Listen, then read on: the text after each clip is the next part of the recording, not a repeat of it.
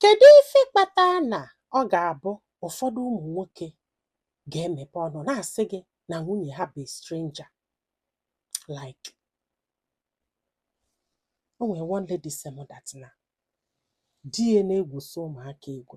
Ọ na-asị nwa ya nwoke ọbịa na-asị, mommy come and join us. Ọ sị ya, no, leave your mother is a stranger, come here, it is between me and you. A na-egwu egwu, ịmagolu di eweli ya na-agwa ụmụaka okwu, na-egwusi ụmụaka egwu. Ịmagolu oluo one day nwa ya wee jụbịa sị ya, daddy, you say that my mom is a stranger, how? O wee sị ya, you have been to your mother's house, right? Yes. Here is your father's house. Your mother came from her mother's house, and here is your father's house. So whenever your mother wants to go, you will go to his father's house. But me, I remain here. I'm not going anywhere. So because of that, your mother is a stranger. And egwu sị m, nne, na the thing na-ewute ya. Olu one day, ya wee na-agwa mmadụ na-asị ya na nna ihe di ya na-ekwu na ya like akwa na ya. The woman sị ya na asịsị sikwuo mee na ọ bụkwa na stranger, maka na ọnwụọ kịta na a ga-ebunye ebe nne ya, na onwe efe mere kịta ụmụnne ya gbata ọsọ nkewa na ndị be anyị na-afụta, ụfọdụ ndị be anyị na-afụta nwaanyị adọka stranger. So wee na-ajụ, so ebe nwunye gị bụ stranger na be gị, ife ọ bịala imebi ịmụrụ gị nwa, ụmụsala gị nwa, ọ na-be nne ya. Like, I don't understand. Because na Bible say no, for better for worse. Then Bible sekwa na 1 + 1 equals to 1. Abịazịa ịnụta nwaanyị sekwa na stranger. Nwaanyị bụ stranger ka ezi ka o si bụrụ one of your ngụgụ. Like, mbịa n'echie. Because na mụ na gị na-abụ bili, igwe emepe ọnụ kpọọ m stranger. Akwa ịfụ ụbọchị afọ. Ka a ghara ikwu ife ga-eme. Ị na-apụ ala. Ya, ị na-apụ ala ka m na-achụ gị. Because no way one day, one story nkọ tinye na my page. So one lady wee sị m na o nwee part of ugwu Hausa ga-abụ na nwaanyị nwere ike inyere nwoke aka. Nwaanyị nwere ike inyere nwoke aka. Ọsọgodi enya bụrụ igote garị, igote milk nye nwa. Ọsọkwa ya nwa na-achọ ịnwụ na ọma ngote ọgwụ nye nwa. Maka gịnị? Na nwoke ka ọ dụọ. Ịjụ onye ọ sị gị na ya bụ stranger, mana ọ part ugwu Hausa. Ọ sị na ife a bụ culture fowl. Na o nwere ife megide ka enyere nwoke aka n'elu, ka enyere nwoke aka n'ala. Na ebe afọ na fa na-emekwe poliga. Na odute gị nwee ike mụọ ofu ọnụ nwaanyị ọzọ ise na ịchọzi jebe rapụrụ ya nwa. Mana nwaanyị afọ ife sọrọ anya zụọ, na o nwere ike inyere gị aka zụọ ụmụaka afọ. Na ife sọrọ anya zụta n'afịa. Then ọ bụ na nwoke fịa n'anya o mepere ya afịa ọ na-azụ, mana ọ na-azụta ọ na-eti n'akpa ya. Jụọ onye ọ sị gị na nwoke nwere nwa na ọ bụrụ nya nwa. What sort of culture and tradition is this? Like, kedu obi fa ji ahapụ nwa fa for nwoke? Ọ sị m na ilu ebe afọ ị nwere ike ịbata na family, ọ bụrụ ụmụ nwaanyị 3 ịnọ mụrụ nwa ebe afọ, bụrụ ofu ụlọ, ndị ọzọ echekwalogo. Na ụmụaka ndị gụzila akwụkwọ ma ife ga-abụ fata ofe achọba mama fa, maybe ha ya alụ mmafu ụlọ je na-enye efe nri ebe afọ. Like, imesie ife a, you go back to your father's house, enwe enyekwe gị be nna gị, na-etufa si eme. Na bọsọ ọbụla nwoke sị gị na ya chọọzọ ya naba. Okwere m nghọta. Amụrụ m ndị na-akọ ihe a, amụrụ m ma ha na practice Old Testament ka ha na practice New Testament. Ịghọta na ahụ ikwesịrị ịghọta ebe Naịja. Because o nwere post mmepe Sunday mmadụ na-asị m bọsị m na-asị na Bible sị na ọ bụrụ na ịnụọ second wife, iwe ghara provide for first wife, ịnapụgodie ma ọ bụ pin na o nwere right ijewelu. Ịghọta na mmadụ wee na-ajụ m kedu ebe ọ dị na Bible, wee kpọrọ ya na ọ dị na Exodus 21 verse ha kpọsịarịa. Ọ na-asị m na ya mara na ọ dị na Bible. Sị yes. Ofu onye wee sị m akọzina Old Testament, m kọba New Testament. Wee sị ya, ana m akọ New Testament why na ịnụ nwaanyị na-abụrụ na Old Testament, mana unu ka na practice na New Testament na ndị na-eje ụka. Why should I not talk about it? So, kedizi ihe bụ union of two ma ọ bụrụ na ị na-afụta nwunye gị like a stranger? because no kwere m nghọta o ọ bụrụ na m be stranger abụzina m machine like nya ịnụta m nnọọ mbịa mụọlụ gị nwa mụsịalụ gị nwa ahụgo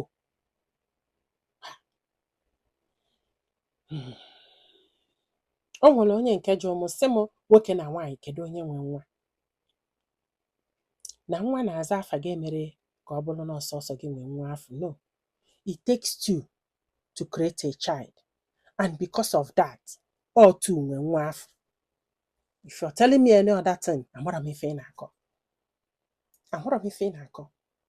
mụ na gị na-abọdụlụ wee create nwa afọ regardless na ọ na-aza afa gị mụ na gị na-abọbụ ife nwee nwa afọ that's why nji nwee right over nwa afọ amara m ife ọzọ ị na-akọ n'obodo ịmụọ nwa na Canada na nwaanyị mụọ nwa ife nwa afọ ga-aza izizi bụ afa nna the mother mụrụ nwa then ọ bụzalụ na ị chọọ ị na-ebutelu gị fọm si gị tinyezie afa nwa gị na data i wee sizia na nwa gị ga-azazi Oke Okoye why na ị na-aza Ifeọma Okafọ wee sị gị do you want to give your child your husband last name? You say her yes. I say you have to sign it, make it official, because to them a mother be fair when a mother be fair when and I'm a color again na no eyewitness in fact yeah like gum. You have to honor your husband if you want by in your last name. In your last name, your husband, and you have to sign it or the official. Yeah, I got jogging like that jogging. Even government support. It's the same in account to the I got jogging na be sign like a support on child support. You have to. Makano wanya we. Do you understand? He believe na wanya ge busie nwa nwoke nwele. If he bubu biological father. Yes. Mana onye nwe nwa bụ the woman. Because na nwa ọbụla ibulu 9 months mmụọ hapụrụ DNA enye na-arụ gị. Not na-arụ papia. Nya ka mmadụ ga-anụta nwaanyị na Naija si na stranger. Mepee ọnụ na-agwa ụmụ ya na mama fa be stranger. Igwere ya na-egwu egwu. Nne is not funny.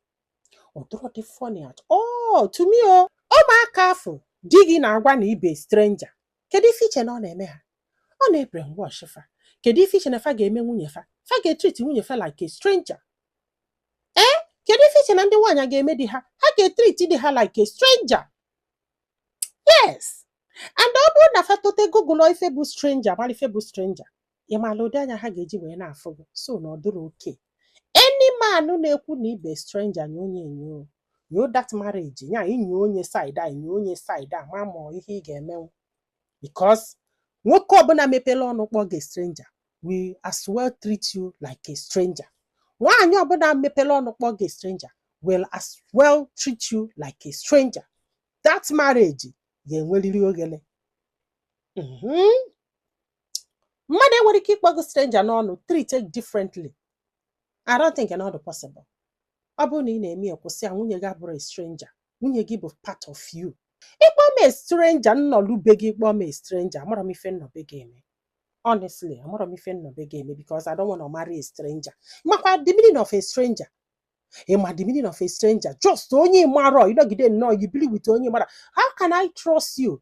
Like as a get more go do maka and akuzulu maka not to trust a stranger. If you say na a stranger begging and expect me to love you and trust you and more logo maka in apwala.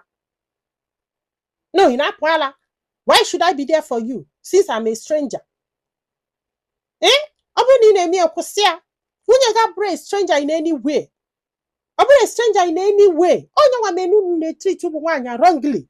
Because na ifota gi edike a stranger. And don't nwanya fu na aka ya n'iru akwụkwọ one day na say yes no nwanya be stranger na onya melu nwanya nwa pana gi abenne ya nwe efebeli ndi befa abia na ibie. So ihe nchọrọ iju that woman we bulu obu na nwoke na nwanya pụọ bili nke fa as husband and wife. Onwezi femelu nke nwoke imanje gwa ndi befa. Obuza na achọ nke nwoke afụrụ ịma mbude gị ebefa. Ka ọsọsọ gị nwa nwelu baby isi. As long as unu na-abapụtago bulu one, unu abụrụzi a stranger. Onye ọbụla na-agwa gị any other thing na-ekwugheri. Do not believe them. and stay away from them because they will be treating you like a stranger.